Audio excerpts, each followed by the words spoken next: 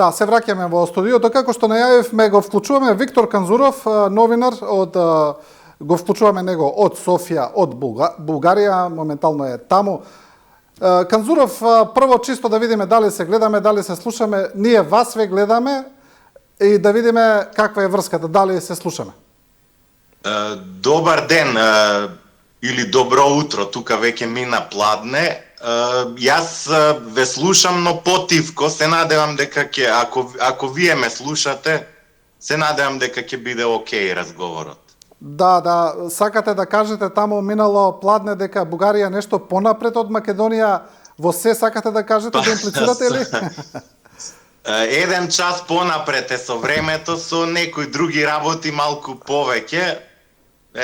Македонија е во подобра ситуација, иако и тоа е дискутабилно во однос на стресот. Нема стрес во Македонија, тука барем во Софија има.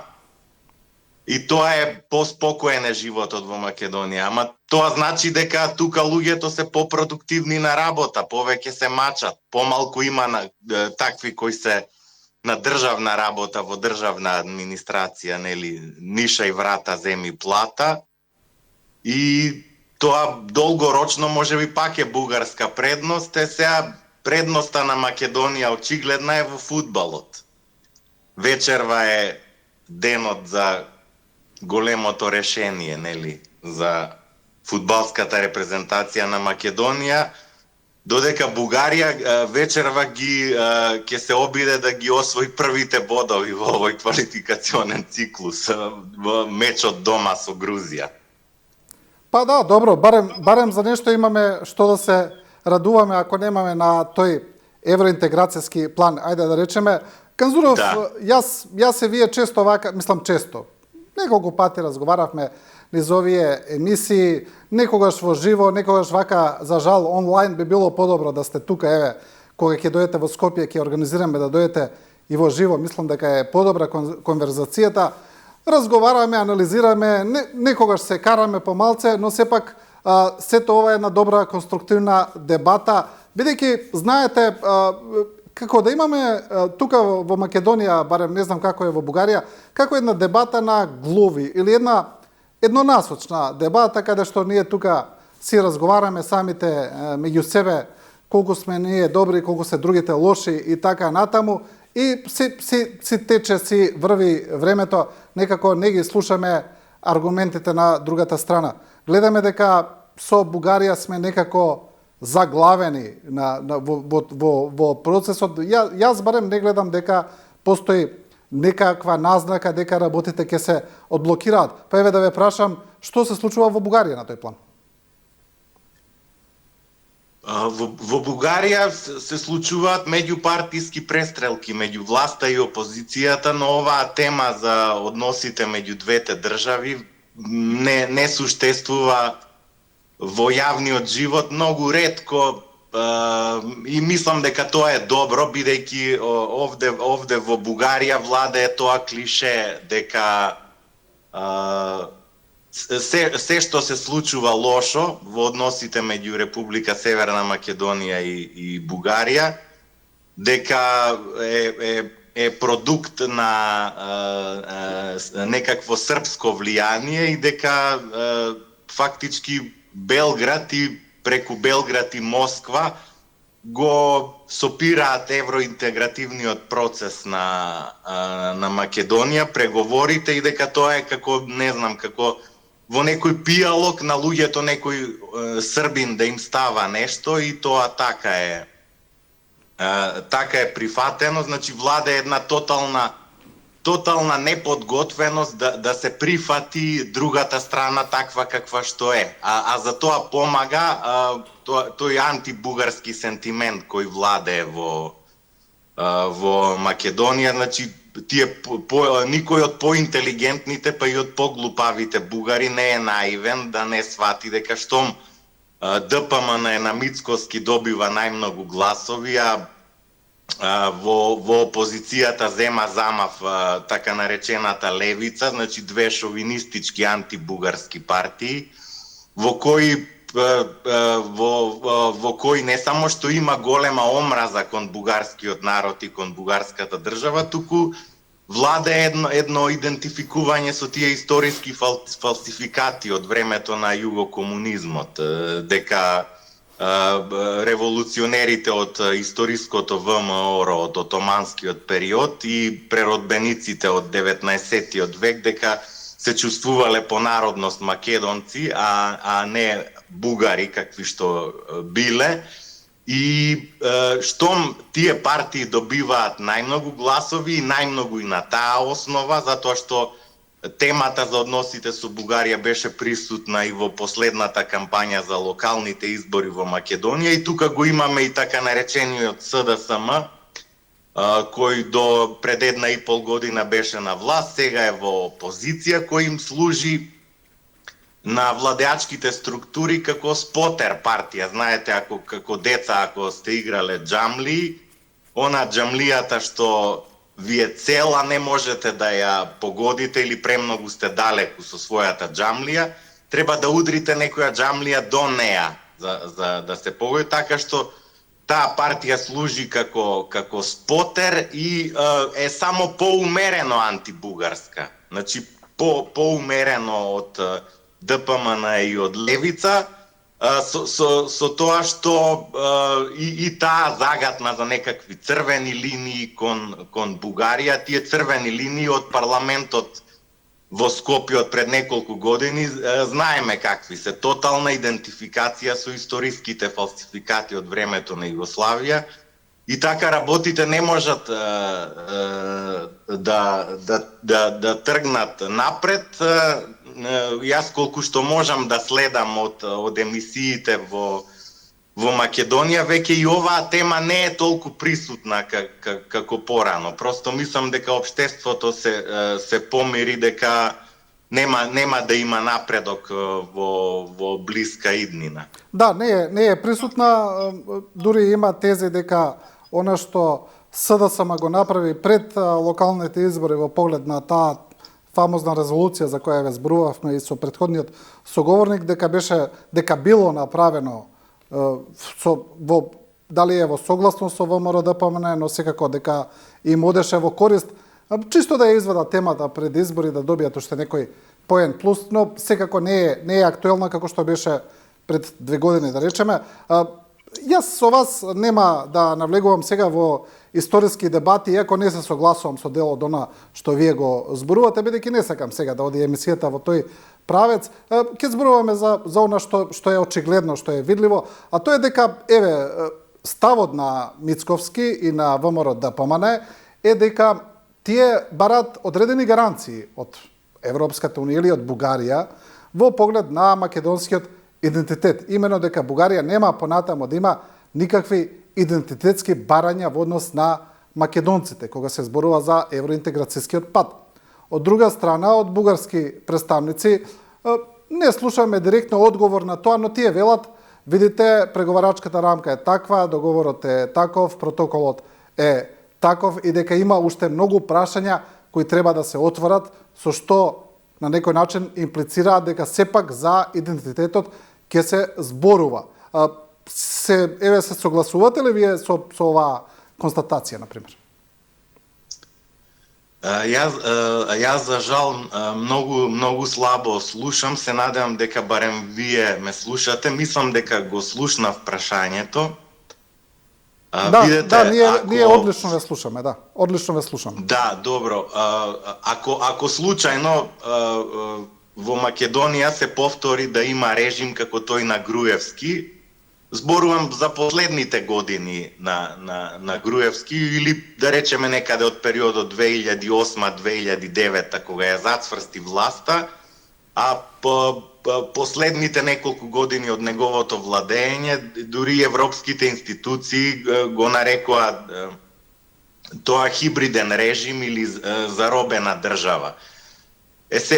Сега, ако се случи да има таков режим, или не дај Боже некаков фашистички режим, или нацистички, или комунистички, тоталитарен да воспостави Македонија, а некој даде гаранции дека секако ќе влезе во Европската Унија. Што треба да направат тие 27 членки на Европската Унија?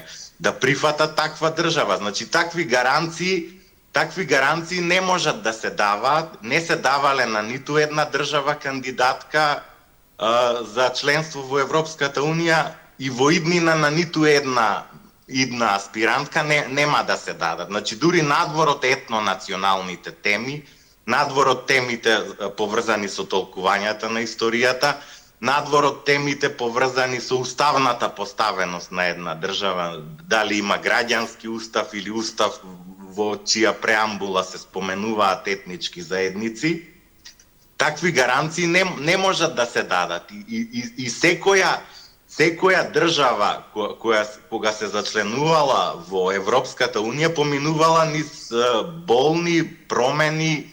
Само земете ги последните 3 членки, Романија, Бугарија, Хрватска, какви се работи требаше да направат. Хрватска на Германија ги испорача последниот хрватски шеф на тајната полиција од времето на комунизмот, кој беше прв шеф на тајната полиција на Хрватска во времето на плурализмот, исто така и нејзиниот кадар Мустач, кој беше шеф на југословенската тајна полиција последен, затоа што беа осомничени дека во Германија организирале убиството на емигрантот Стјепан Ѓурековиќ. Хрватска исто загуби еден добар период, не сакајќи тоа да го направи. Нели, не навлегувам во судскиот процес во Германија, кој мислам дека е завршен, и тие двајца беа осудени. Бугарија, еве ќе ви дадам пример, стана членка заедно со Романија на 1 јануари 2007 година и беше прогледано низ прсти затоа што реформите во правосудството не беа завршени се уште. И сега јас да ве прашам и вас и секој гледач, што беше подобро? Дали не беше подобро Бугарија да почека уште некоја година да се завршат реформите во правосудството по теркот на критериумите на Европската Унија? Ако тоа се случеше, ние сега немаше да ги имаме овие проблеми, дури овие меѓупартиски престрелки меѓу партии од власта и опозицијата во Бугарија, за кој реков во почетокот на нашиот разговор.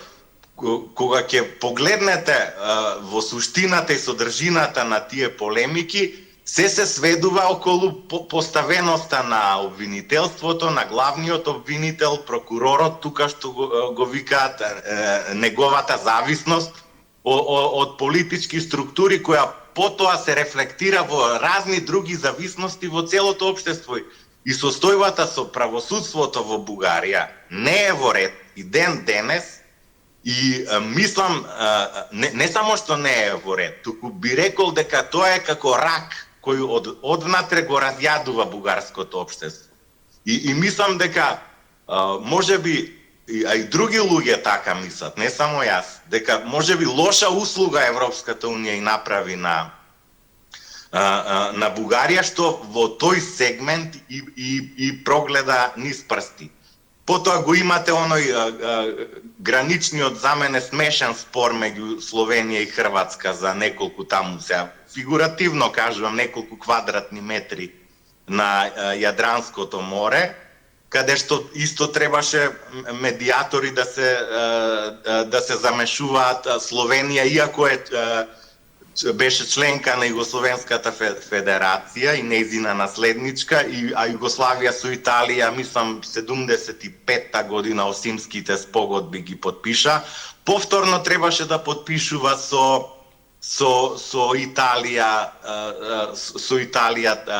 договор кој ги отвори вратите за влез во Европската Унија, договор кој го почитуваше. Да не одиме подалеку од последните случаи со Албанија и Црна Гора.